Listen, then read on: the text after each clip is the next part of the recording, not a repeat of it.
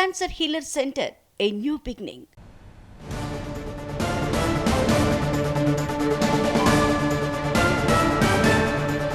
అలాగే మంగళగిరిలో పోటీ ఎన్నికల ఫలితాలకు సంబంధించి కూడా లోకేష్ కీలక వ్యాఖ్యలు చేశారు.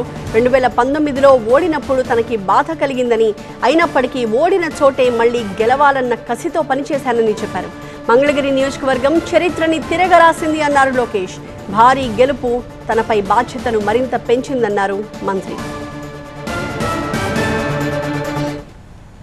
2019 నుంచి నేను ఇక్కడ మంగళగిరిలో పోటీ చేశాను.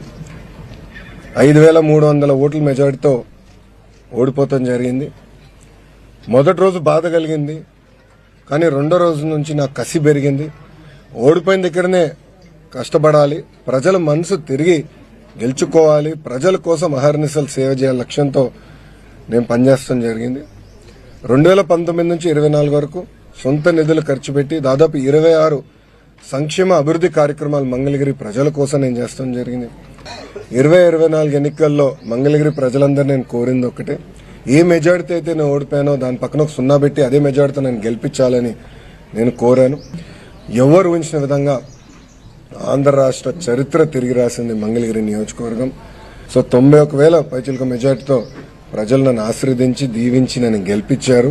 సో నా పైన ఆ మెజారిటీ వల్ల బాధ్యత పెరిగింది, పనిచేయాలన్న కసి పెరిగింది. Cancer Healer Center, a new beginning.